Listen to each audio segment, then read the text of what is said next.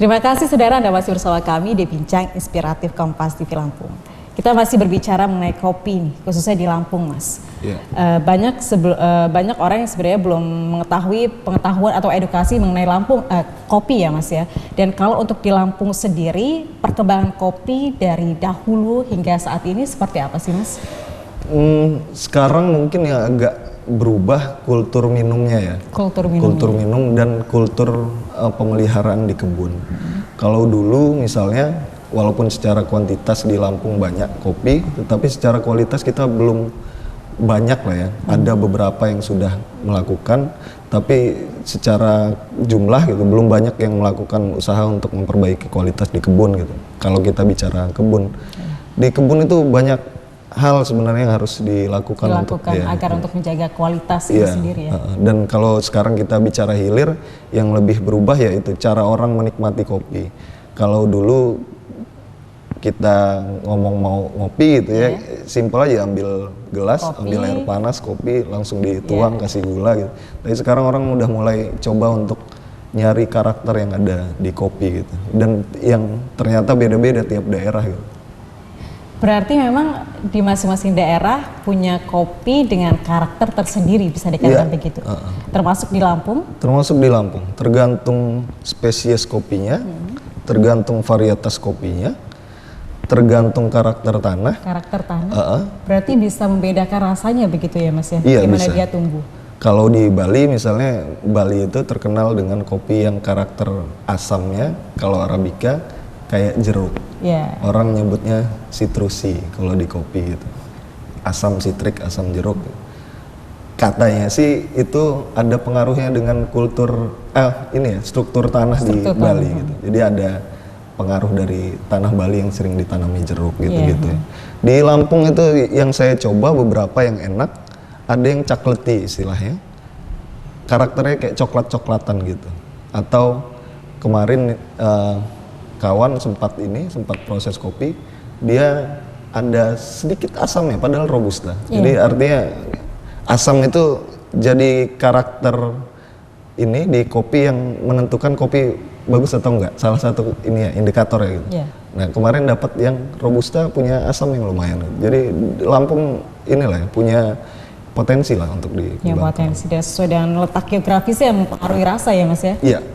Dan kalau untuk di Lampung sendiri, daerah mana saja sih, Mas, yang potensinya cukup besar untuk menghasilkan kopi dan kualitas terbaik?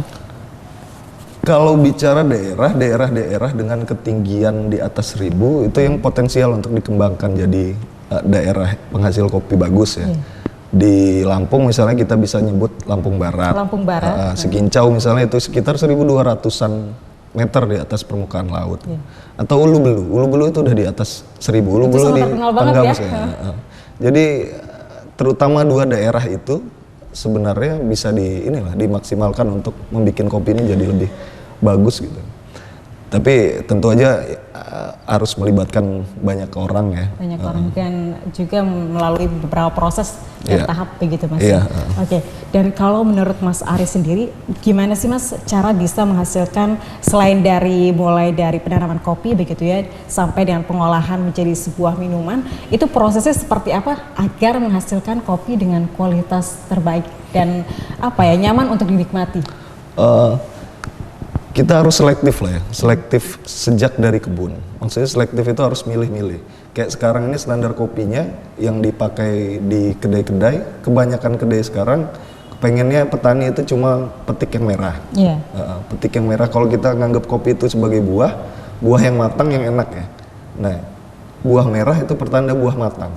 Iya, jadi yang simpel aja lah, jangan petik campur misalnya. Kita pilih buah-buah yang matang aja. Nah, baru buah matang ini yang diproses. Kalau di kopi itu ada beberapa proses pasca panen, tapi yang banyak dipraktekkan di Lampung itu proses natural namanya. Natural itu setelah kita petik harus selektif, harus merah-merah semua, langsung dijemur.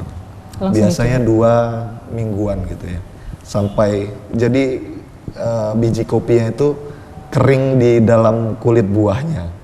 Tapi ada proses yang lain yang selama ini belum banyak dilakukan di Lampung Fulos misalnya, itu pakai air yang banyak untuk prosesnya gitu-gitu. Tapi saya kira kultur yang ada sekarang, budaya pasca panennya diperbaiki aja itu udah jadi usaha yang sangat bagus. Iya, dan kalau untuk perkembangan saat ini kita bisa lihat di beberapa di Bandar Lampung misalkan itu sudah mulai menjamur kedai-kedai kopi baru begitu Mas ya. Apakah ini sebagai satu pertanda bahwa masyarakat Lampung sudah mulai menghargai kopi begitu Mas? Iya, jadi mudahnya mungkin orang udah mulai menganggap ini satu kultur yang lumayan serius gitu.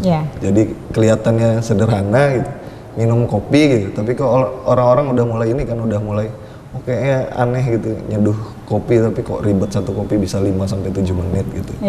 Jadi ya mungkin ketertarikan itu yang buat ya terutama orang yang pintar bisnis mungkin ya ngelihat ini jadi sebuah peluang bisnis mungkin ya. Tapi ya saya kira ketertarikan masyarakat udah mulai tumbuh lah di Lampung. Sudah mulai tumbuh. Baik. Dan kita berharap juga ini akan terus bertumbuh dan berkembang ya. Semoga ya. Baik. Baik Mas, kita akan lanjutkan setelah pariwara berikut ini, tetaplah di Bincang Inspiratif.